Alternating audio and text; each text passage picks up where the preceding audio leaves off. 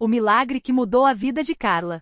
Carla sempre foi uma mulher forte. Aos 32 anos, criava sozinha seus 2 filhos, Lucas e Sofia, enquanto trabalhava como auxiliar de limpeza em um hospital público. A vida não tinha sido fácil. O marido a abandonara quando Sofia ainda era um bebê, e desde então, ela lutava para dar o mínimo de dignidade aos filhos. Mas nada a havia preparado para o que viria em 2022. Tudo começou com uma coceira insistente no couro cabeludo. No início, ela pensou que fosse caspa ou alergia ao shampoo barato que comprava. Mas as semanas passaram, e a coceira se transformou em feridas que não saravam. Os fios de cabelo começaram a cair em mechas, deixando áreas calvas e vermelhas. O pior era a dor, uma queimação constante que a impedia de dormir. Os médicos do hospital onde trabalhava olhavam com pena, mas não tinham respostas. Pode ser uma dermatite severa ou até algo autoimune, disseram, receitando pomadas que não faziam efeito. Carla chorava no banheiro do trabalho, passando as mãos pelas feridas e sentindo o medo crescer.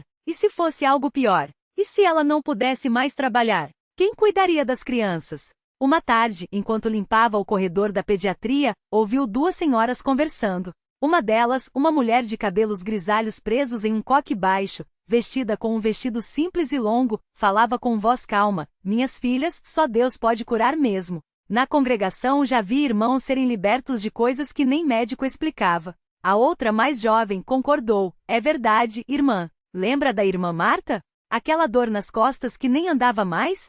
Hoje ela corre atrás dos netos." Carla parou o rodo e fingiu arrumar um quadro na parede só para ouvir mais. A senhora mais velha continuou: "Se quiser, venha domingo, às 9 da manhã. Não tem nada de especial, só irmãos reunidos para louvar a Deus. Mas ele faz coisas que a ciência não entende." Aquilo ficou martelando na cabeça de Carla. Ela não era de ir à igreja. Criada em um lar sem religião, só tinha ido a um culto uma vez na vida, quando uma vizinha a levou a uma igreja evangélica barulhenta, cheia de luzes e música alta. Não era nada daquele lugar que as senhoras descreviam. Mas naquela noite, enquanto passava mais uma pomada inútil nas feridas, ela olhou para o espelho e viu uma mulher exausta, com olheiras fundas e o cabelo rareando. "O que eu tenho a perder?" pensou. No domingo seguinte, Carla acordou cedo, vestiu a única saia que tinha uma peça preta simples que usava em velórios e levou as crianças. Sofia, de 5 anos, pulava ao seu lado, sem entender bem para onde iam. Lucas, com 10, perguntava se era uma festa. "Não, filho. É um lugar onde as pessoas oram", respondeu, apertando a mão dele. Quando chegaram à congregação cristã no Brasil, Carla sentiu algo diferente. Não havia bandeiras, nem palcos, nem telões. Só um prédio modestíssimo, com bancos de madeira enfileirados e irmãos entrando em silêncio, cumprimentando-se com apertos de mão e sorrisos discretos.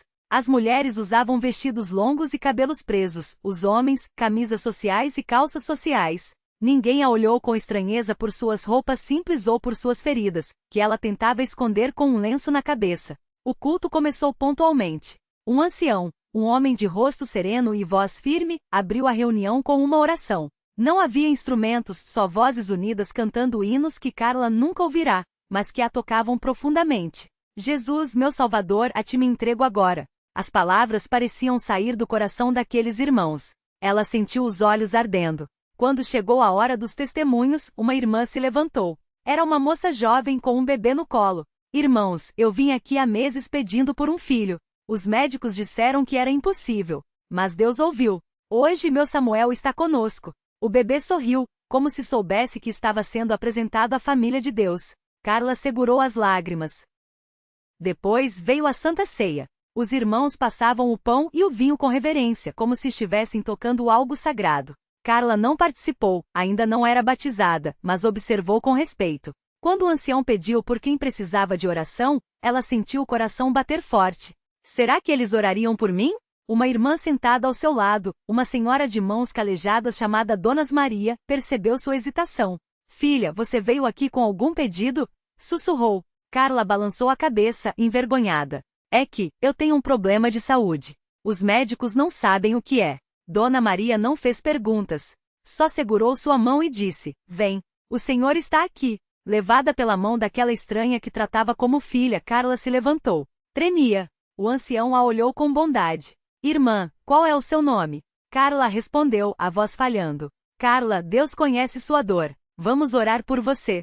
Ele estendeu as mãos, e outros irmãos se aproximaram, formando um círculo. Não havia gritos, nem dramatização. Só vozes unidas pedindo com fé: Senhor, toca nesta irmã. Sarar as suas feridas como só tu sabes fazer. Dá-lhe saúde, para que possa criar seus filhos e te servir. Carla fechou os olhos.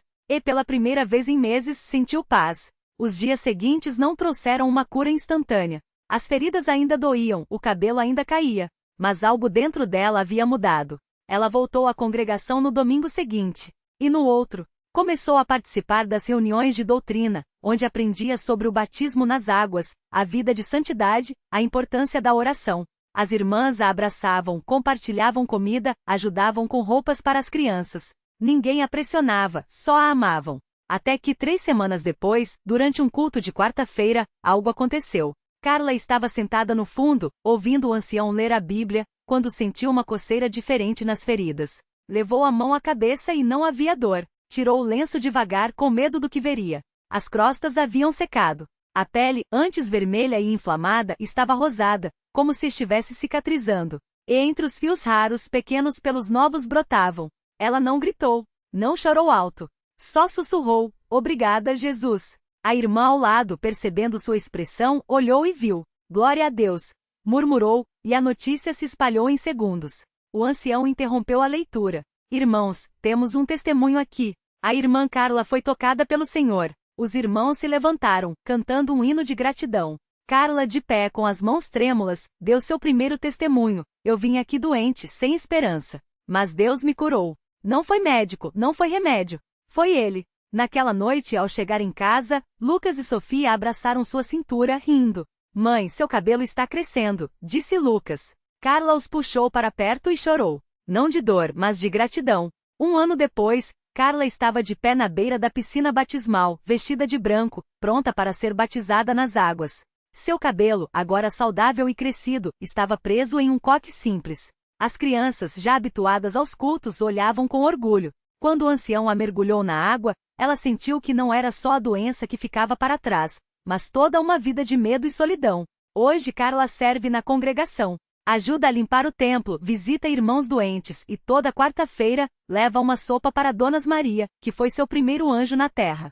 Quando perguntam como foi curada, ela responde: não foi no primeiro dia. Não foi sem luta, mas foi com fé. Deus não nos promete um caminho sem dor, mas nos promete que se confiamos nele, a dor terá um sentido. E olhando para seus filhos, agora sorridentes e seguros, ela sabe, o maior milagre não foi a cura do corpo, mas a transformação da alma. Na congregação cristã no Brasil, ela não encontrou só uma religião, encontrou uma família. E acima de tudo, encontrou a Deus. Carla nunca imaginou que sua vida poderia se tornar um testemunho tão poderoso. Mas Deus tinha planos ainda maiores para ela. Um dia, enquanto ajudava a organizar os assentos do templo antes do culto, uma mulher jovem entrou chorando. Era Ana, uma mãe de 22 anos que carregava no colo um bebê de poucos meses, pálido e fraco. Os médicos haviam dito que o menino, Pedro, nasceu com um problema grave no coração e que só um milagre poderia salvá-lo. Ao ver Carla, Ana se aproximou com lágrimas nos olhos. Irmã, me disseram que a senhora foi curada aqui. Eu não tenho mais para onde ir. Os médicos desistiram do meu filho. Carla abraçou a jovem e, sem hesitar, levou até a frente do altar. Ali juntas, oraram com uma fé que só quem já viu o impossível se tornar possível pode ter. Naquela noite, durante a corrente de oração, o pastor impôs as mãos sobre Pedro. O choro da criança, que antes era fraco e entrecortado, começou a ganhar força. Os irmãos ao redor cantavam hinos de vitória, e Carla, com os olhos fechados, sentia o mesmo fogo que queimou dentro dela anos atrás. Quando Ana abriu os olhos, viu algo que jamais esqueceria. O rosto do filho, antes cinzento, agora rosado, e seus lábios, antes arroxados, ganhando cor. No dia seguinte, os exames surpreenderam até os médicos. O coração de Pedro, que antes tinha uma malformação grave, estava funcionando normalmente. Isso não tem explicação científica, disse um dos cardiologistas, balançando a cabeça. Ana, emocionada, abraçou Carla e sussurrou: Deus usou você para me mostrar que ele ainda faz milagres. Mas a história não parou por aí. Pedro cresceu saudável, e Ana se batizou nas mesmas águas que lavaram as dores de Carla. Hoje, as duas são como irmãs. Carla, que já foi uma mulher quebrada, agora lidera um grupo de oração para mães que enfrentam doenças em seus filhos. Se Deus fez por mim, pode fazer por qualquer um, ela sempre diz, com a mesma convicção que a levou a não desistir nos dias mais escuros. E assim a congregação cristã no Brasil continuou sendo um lugar onde o impossível se torna real. Não por causa de paredes ou rituais, mas porque ali, pessoas como Carla e Ana aprendem que a fé não é só acreditar que Deus pode, é saber que Ele quer transformar vidas. E quando uma alma se entrega de verdade, os milagres não são exceção. São a prova de que onde há fé, Deus age. Sempre. No mesmo ano em que Pedro completou 5 anos, livre de qualquer sequela da doença que quase o levou, Carla recebeu um convite que mudaria não só a sua vida, mas a de muitas outras famílias. O pastor da Universal em sua cidade a chamou para compartilhar seu testemunho em um grande encontro de mulheres. Ela hesitou no início, afinal, falar diante de centenas de pessoas não era algo que imaginava fazer. Mas então se lembrou das noites em que, sozinha no quarto do hospital, só tinha forças para sussurrar: Senhor, se o Senhor me ouvir, eu vou contar para o mundo inteiro o que o Senhor fez. E foi assim que, numa tarde de sábado, Carla subiu ao púlpito com Pedro ao seu lado, o menino que os médicos disseram que não sobreviveria. Enquanto falava, sua voz não tremia. Contou cada detalhe, as noites em claro, as orações desesperadas, o dia em que a febre queimou por 3 dias e de repente sumiu. Contou como Ana, uma estranha na época, se tornou sua maior aliada. E quando terminou, o auditório inteiro se levantou em aplausos e lágrimas. Muitas mulheres se aproximaram depois, algumas com fotos de filhos doentes, outras com diagnósticos que pareciam sem esperança. Carla abraçou cada uma, repetindo as mesmas palavras que ouvira anos antes: Deus não mudou. O que Ele fez por mim, Ele pode fazer por você. Entre essas mulheres estava Marisa, uma mãe que carregava no coração um peso ainda maior. Seu filho, Lucas, de apenas 8 anos, estava em estágio terminal de uma doença renal. Os médicos haviam dito que só um transplante o salvaria, mas a compatibilidade era quase impossível. Marisa já havia perdido as contas das vezes que orou, das promessas que fez, das noites que passou em prantos. Quando ouviu Carla falar, algo dentro dela se acendeu. Não era só esperança, era uma certeza que não vinha dela mesma. Naquela mesma semana, Marisa começou a frequentar as reuniões na Universal. Não ia só pelos cultos, ia pelos depoimentos, pelas mãos que se estendiam em oração, pela fé que via nos olhos de quem já tinha recebido o impossível. Um dia, durante uma corrente de oração, o pastor fez uma pergunta que ecoou no coração dela: quem aqui precisa de um milagre que só Deus pode fazer? Marisa levantou a mão sem pensar. E então, algo inesperado aconteceu. Uma mulher que ela nunca tinha visto antes se aproximou e com voz firme disse: eu tive um sonho ontem.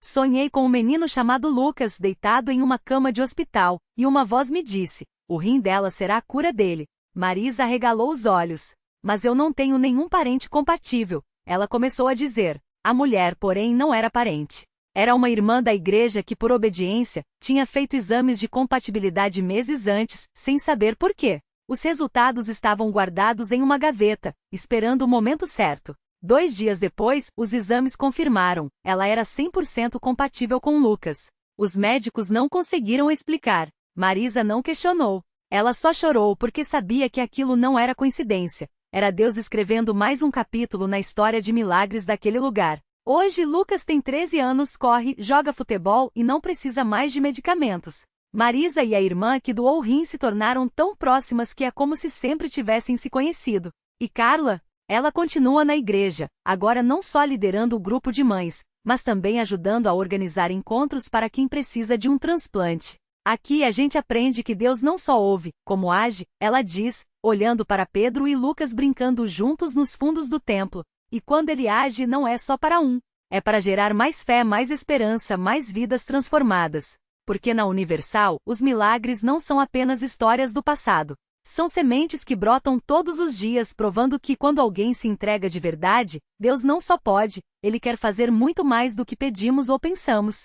No mesmo ano em que Lucas recebeu sua cura, uma jovem chamada Ana chegou à Universal arrastando não só o corpo fragilizado pela fibromialgia, mas também o coração pesado por anos de desânimo. Ela mal conseguia sair da cama, e os médicos tinham dito que sua dor crônica não tinha cura. Já tentei de tudo, ela confessava entre lágrimas ao pastor, enquanto suas mãos tremiam ao segurar um lenço. Até pensei em desistir, mas algo na voz firme do homem de Deus a fez erguer os olhos. Hoje não é o dia de desistir, é o dia de Deus mostrar que Ele escreve o final da sua história. Ana começou a frequentar as reuniões de terça-feira, aquelas onde o poder de Deus parece mais próximo, como se o céu se inclinasse para ouvir cada clamor. Nas primeiras semanas, ela ainda chegava apoiada no braço da mãe, os passos lentos e a expressão marcada pela dor. Mas toda vez que o pastor impunha as mãos sobre ela, Ana sentia um calor estranho percorrer suas costas, como se dedos invisíveis desfizessem nós que ninguém via. Não solte a fé, minha filha, o pastor repetia. Deus está trabalhando mesmo quando você não vê. Até que numa quinta-feira à noite, durante um culto de libertação, algo mudou. Ana estava sentada na segunda fileira quando o Espírito Santo começou a mover o lugar de uma forma que ela nunca tinha visto. Pessoas caíram no chão chorando, outras levantaram as mãos gritando vitórias, e ela, sem entender direito, sentiu as pernas formigarem como se acordassem de um sono longo. De repente, uma força a impeliu a se levantar, e ela se levantou, sem dor, sem fraqueza, como se as correntes tivessem se partido de uma vez. Mãe, eu tô andando, gritou, os olhos arregalados, enquanto dava passos firmes pelo corredor central. A igreja inteira explodiu em aplausos e lágrimas. Sua mãe, incrédula, levou as mãos ao rosto. Mas como?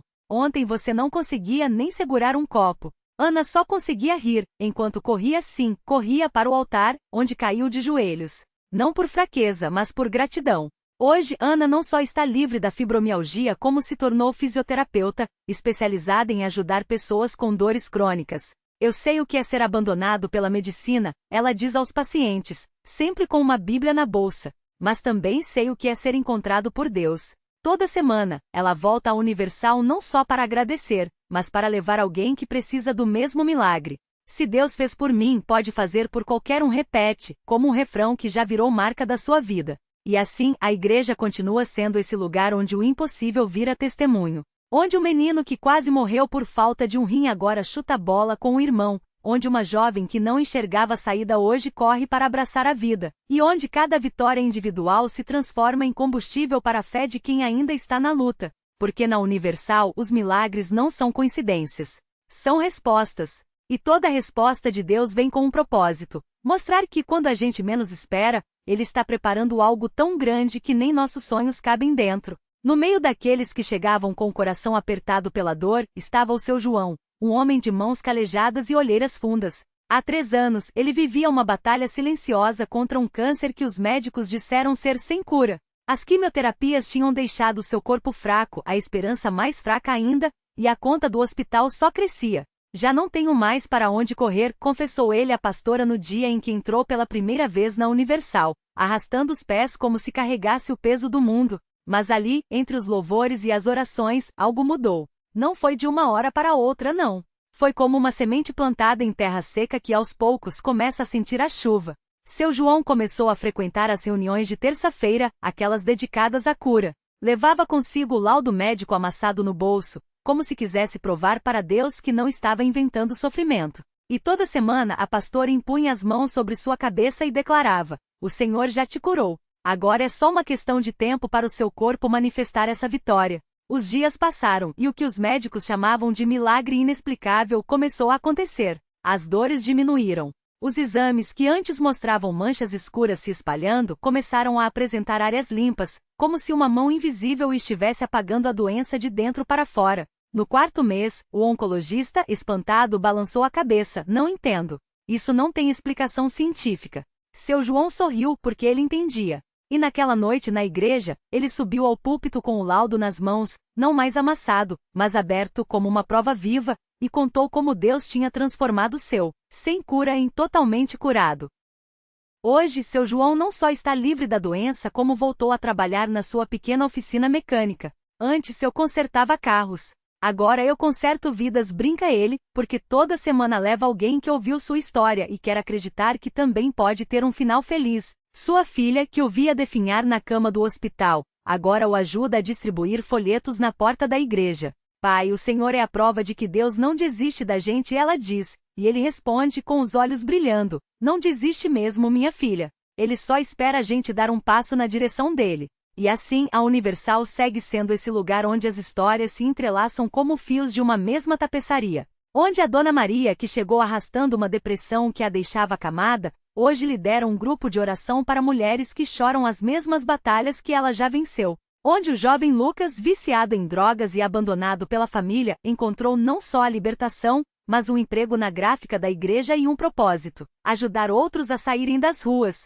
Porque os milagres aqui não são só para encher os olhos, mas para encher as mãos de trabalho, os corações de gratidão e as bocas de testemunhos. Cada vida transformada vira uma luz que atrai outra e outra, como velas acesas em uma corrente que não tem fim. E quando alguém pergunta: como pode uma igreja fazer tanta diferença? A resposta está nos rostos, nas lágrimas de alegria, nos abraços apertados de quem encontrou não só uma cura, mas uma família. Porque Deus não escolhe os capacitados, Ele capacita os escolhidos. E na Universal, todos são escolhidos, basta querer ser. O último passo do milagre. Lucas apertou o último parafuso da máquina nova da gráfica, limpou as mãos na calça e olhou pelo vidro da igreja. Do lado de fora, um garoto magro, de olhos fundos, encostava-se no muro, tremendo. Era ele próprio, anos atrás. Sem hesitar, Lucas saiu, estendeu a mão e disse: vem, irmão. Hoje você come, dorme limpo e amanhã a gente conversa. O menino, desconfiado, aceitou. Dias depois, enquanto ensinava ao novo chegado a operar a impressora, Lucas soube: o milagre não era só sair das drogas, mas ficar de pé. Era ver sua mãe, que o abandonara, chorar no culto ao reconquistá-lo. Era o pastor dizer: você não é ex-viciado. Você é Lucas, filho de Deus, operário e guerreiro. Era, acima de tudo, entender que a mão que o puxara da lama agora puxava outros, e assim a corrente não se quebraria. A reflexão que fica: milagres não são só relâmpagos no céu. São sementes plantadas em terra árida, um prato quente, um emprego, um nome chamado com carinho. Deus não precisa de heróis, precisa de mãos dispostas a segurar outras mãos. A igreja não é um hospital para perfeitos, mas uma oficina onde vidas quebradas se tornam ferramentas de restauração. A lição: se você espera um sinal para começar a mudar, aqui está. A sua história de superação é a chave que abre a porta de alguém. Não espere ter tudo resolvido para estender a mão. Basta ser, como Lucas, um elo imperfeito, mas firme, na corrente que Deus já começou. E assim, entre tintas de impressora e lágrimas de gratidão, o milagre se completa. Não quando a batalha acaba, mas quando ela vira uma canção de vitória para outros ouvirem. Porque a luz não existe para se esconder, existe para acender outra.